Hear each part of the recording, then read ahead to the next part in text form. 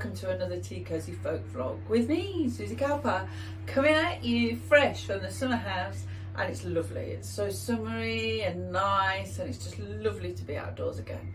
But I do have a bit of a confession because I've been gardening as well. So while I'm showing you things, you might see that I've got scratches and things, and it looks like I've had a fight with a tiger, but actually it's just a rose bush.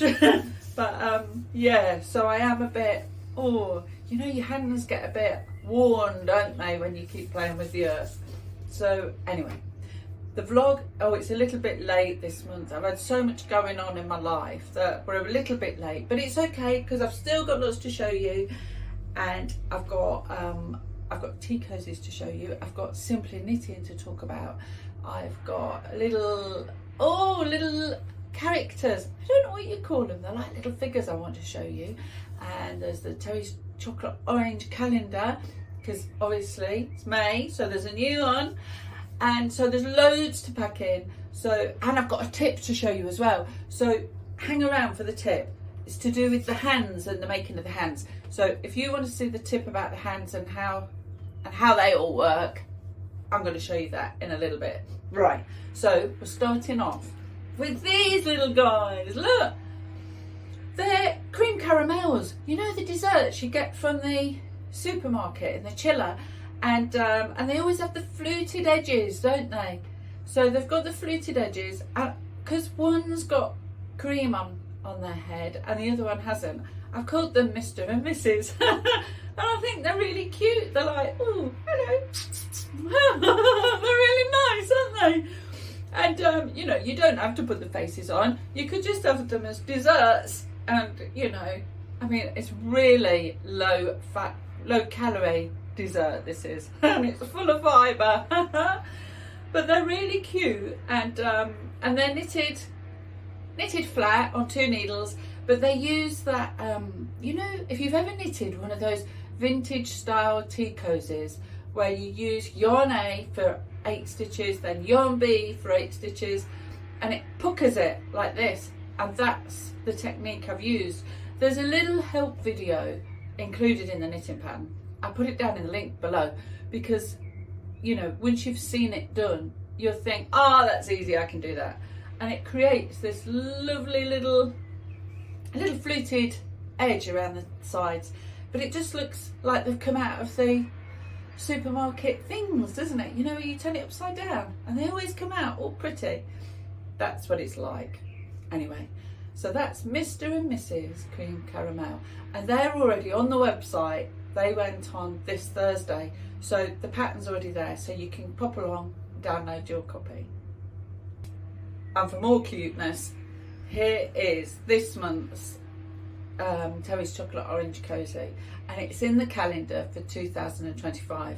I'll put the link down below. But yeah, and you make this lovely little cozy of a snail. Isn't it lovely? I love his eyes, look. They're just bonkers. You can't really control them. Ooh, I'm looking at you. It's really cool. And of course it covers a chocolate orange, look. But it's really quite structural, so even if you've not got an orange, it works, you know, because the coils, they're knitted. This is all knit, the coils are all knitted as one, but then you start here and put it on and coil this side round and tack it on, and then you coil this side round and tack it on.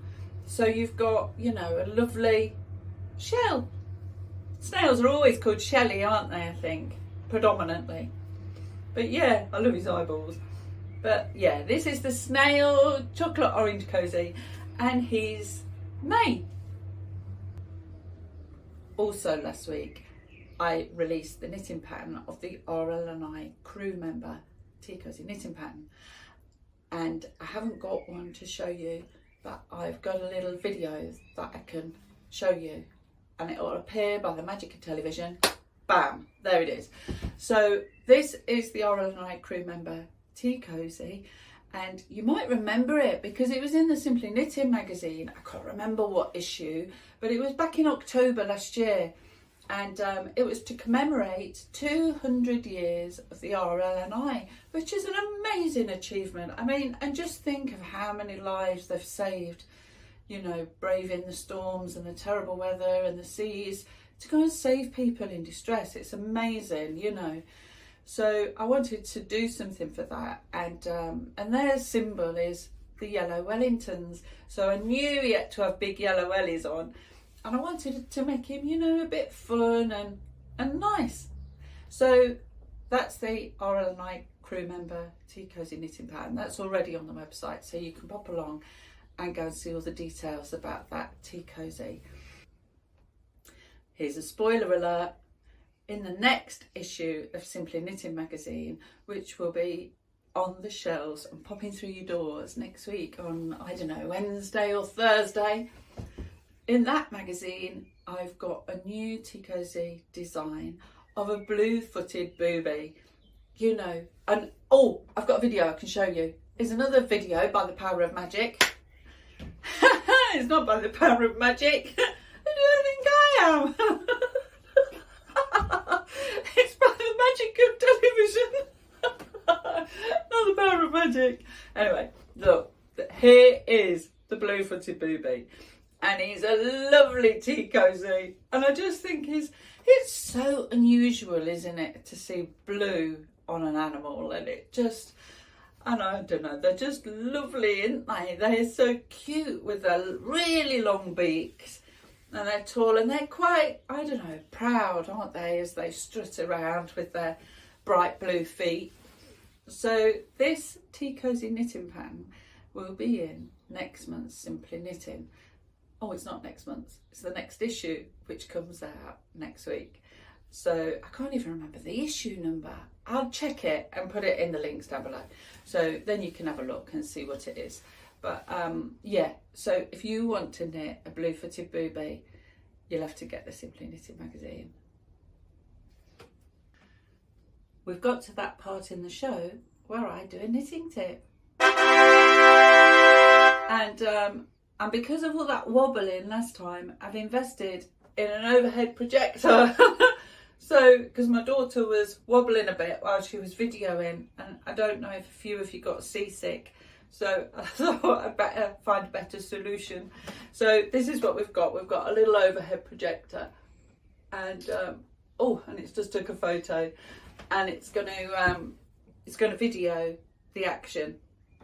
So this week's tip is about knitting the hands, and if you've got an older pattern, I used to knit the hands so they look like, I suppose, mittened hands, you know, with no digits. And then I moved on to knitting the digits separately and sewing them on, which, you know, for anybody who doesn't like lots of sewing up, it was a nightmare suddenly having 10 things to sew on. So I've got this new way of doing hands now, and you end up with something that looks like this, and it uses a cast on, cast off technique to create each digit. And I've got a help video. I'll show you the help video, and that'll take you through the steps of the actual knitting process. But you do that. That's a breeze. It's just cast on onto the left hand needle and then cast them off immediately without doing anything else with them, and it gives you digits. So, and then you end up with a piece like this. And so this piece is the hand.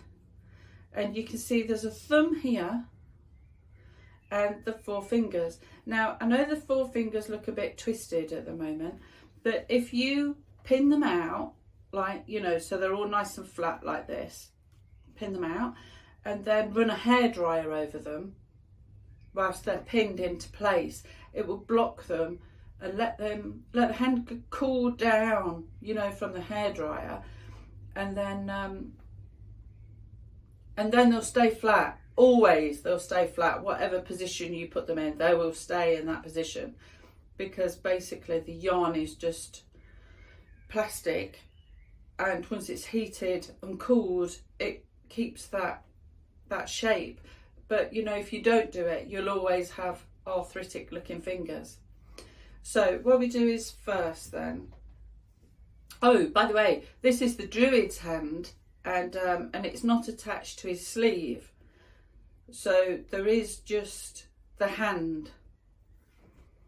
But you know, usually you'll probably have an arm attached to it. So first you have to sew this row end edge to this row end edge, but ignore the thumb because you don't want the thumb trapped on the inside. So leave the thumb sticking out, and this cast off edge along here rests, look, you see where the holes are where I've casted on extra stitches, that rests just there. So if you mattress stitch at the side, and then that joins that there, look.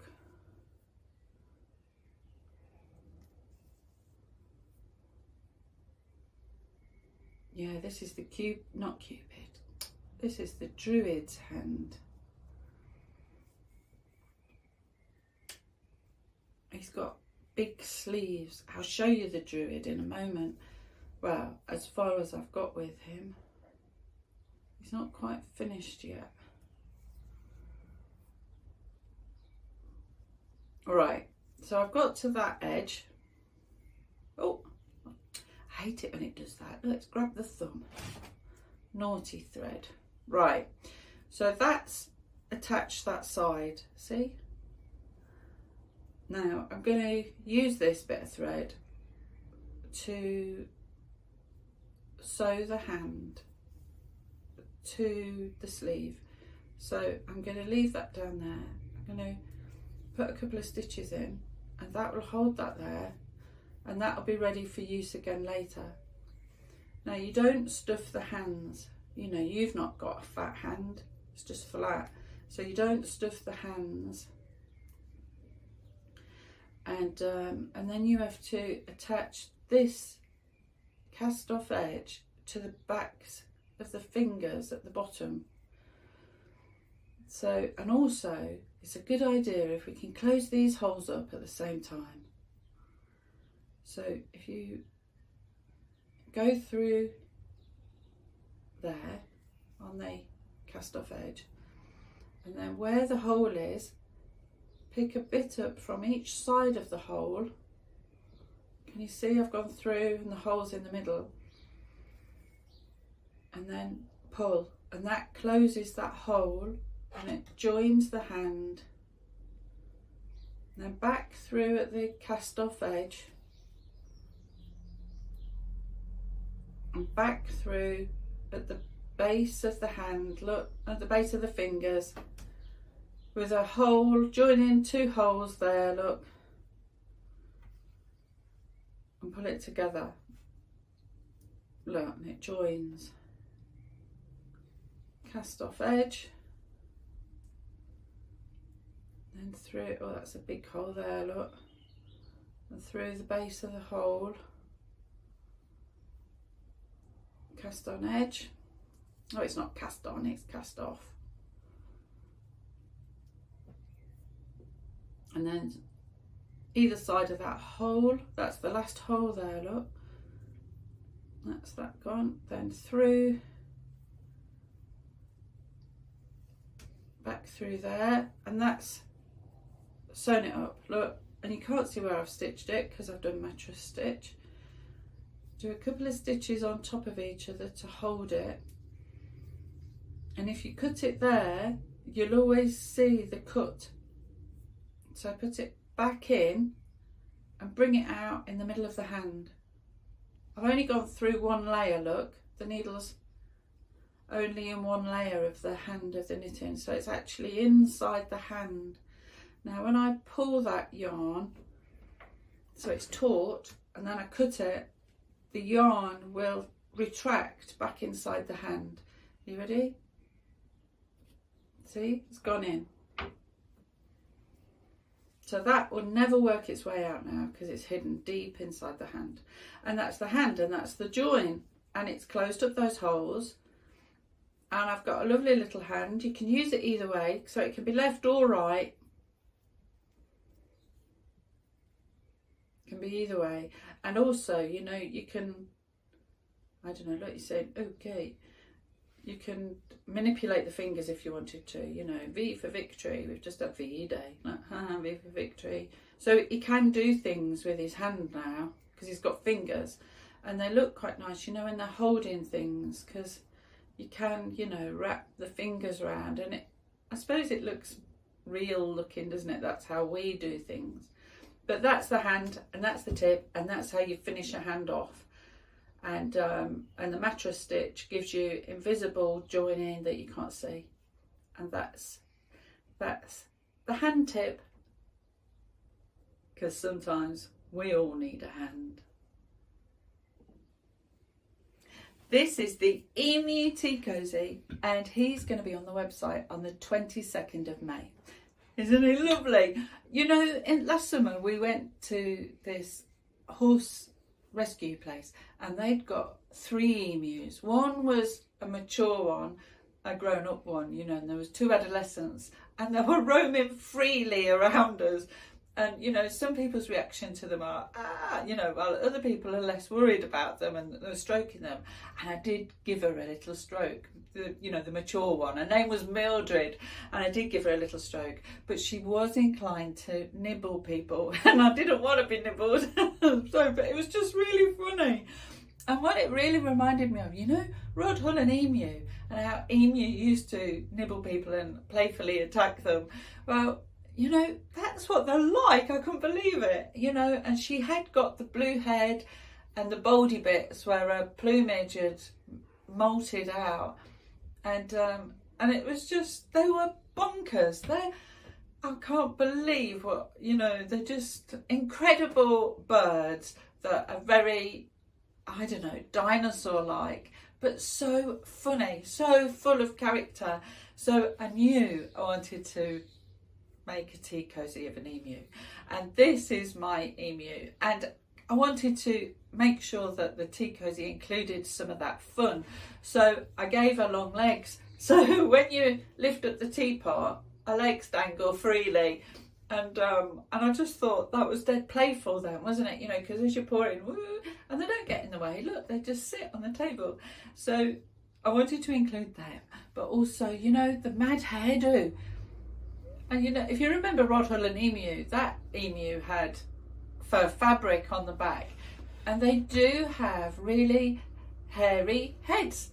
So she's got a hairy head, and the blue part of her neck where the plumage has fallen out, and they do have really big black beaks. And this, the main cosy, of course, is her body. And there's some structure under there to stop the knob showing, because it made it look too pointy on the top, on her back. And there's a little scalloped edging around the bottom, just because, you know, they are a bit of a scruffy bird. I'm sorry, but it is true.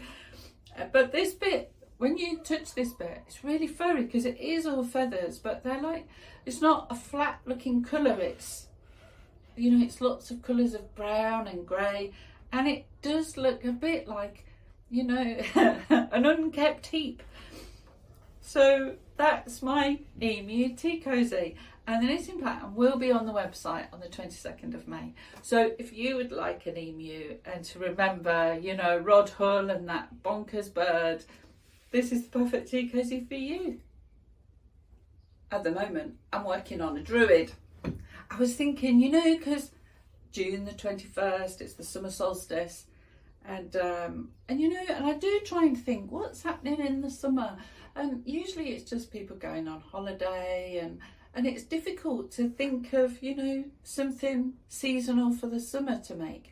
But you know, the summer solstice is a good one, isn't it? You know, it happens every year, and it affects everybody. You know, we all notice it.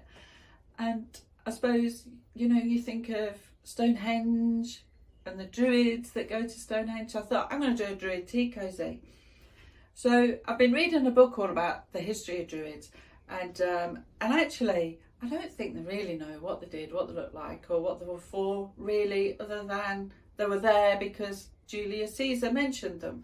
So that kind of gave me a wide scope. I could do whatever I liked. So I kind of followed the general myths about what we expect a Druid to look like. So he's dressed in cream. I don't like white tea cozies. You know, I just think cream is a nicer colour than white. So I've dressed him in cream robes and I've given him long hair and a long beard. And he's a bit wizardy looking and a bit Jesus-y looking and a bit Barry Gibbs looking. But let me talk you through it anyway, because he's got quite a few symbols. So look, he's not got a hand, so I've just completed the other hand. So he's got a golden sickle, and apparently they use the golden sickle to cut down mistletoe from the tree, which is for ceremonies and rites. So this is going to be his sprig of mistletoe. Look, and you can see, look, I'm going to hold the mistletoe with his digits. So you know, digits are lovely for that. So that'll be his mistletoe. And they also had a really long beard. It was important to grow your beard, and I suppose it's all echoes in that naturalness, you know. So he got a long beard, and this is an egg. They wore a symbolic egg and it had spirals on it. So I've knitted it in a garter stitch to kind of create spirals on, and that will be worn around his neck. And then I thought I'd give him big eyebrows, you know, because we're doing the big hairy woolly theme. So he's got big eyebrows as well. I've not done his eyes yet. And on his head, he's got a crown of leaves, which traditionally, apparently, would have been oak leaves. But of course, we haven't got any evidence. But that's what's generally thought. So he's got his crown of oak leaves on his head. And his hair is knitted in bubble stitch. And I'm going to lightly stuff that to hold the bubbles in shape, because look, you can pop them in.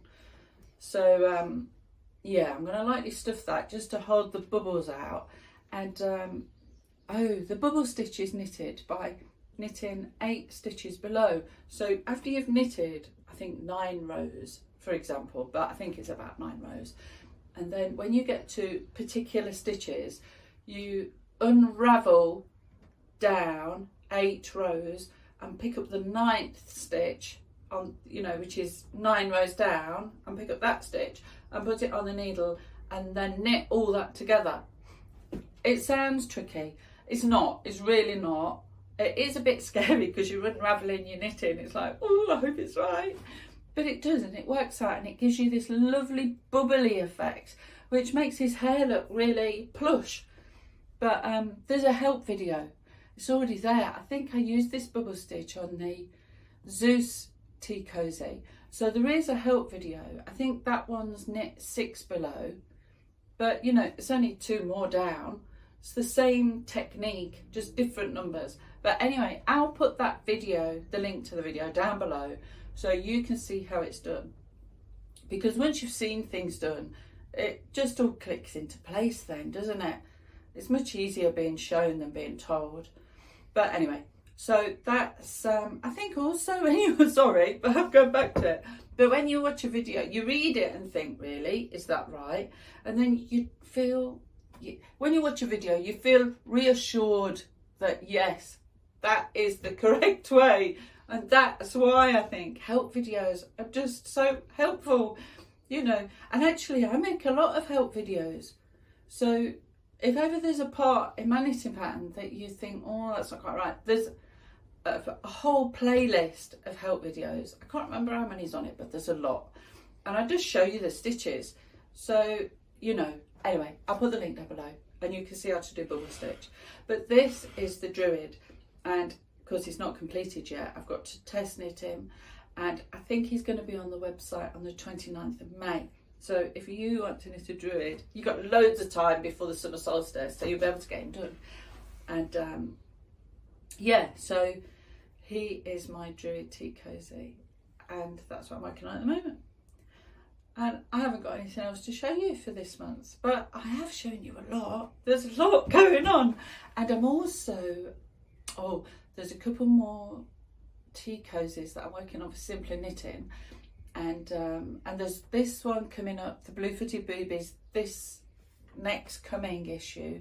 And then the following issue, there's a Tea Cosy in that magazine as well. So, you know, there's a run of a few coming up over the next few months. So it's a good time. If you're going to subscribe to Simply Knitting, now is a good time, because you'll get all the patterns as they come out. And I think they're doing a deal at the minute. So you end up paying £2.50 for a magazine delivered to your door. But anyway, go and look into it and you'll see.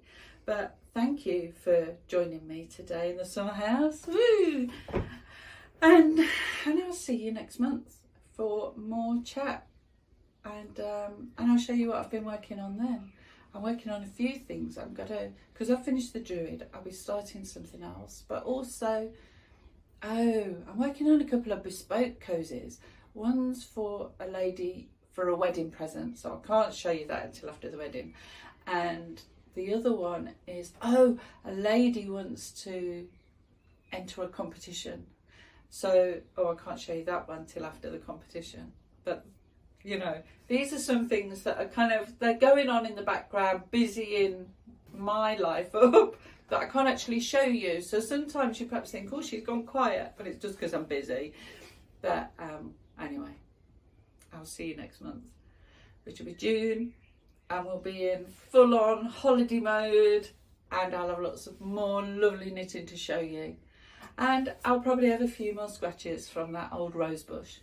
But I'll see you in June. So stay safe and well and enjoy the sunshine. Bye.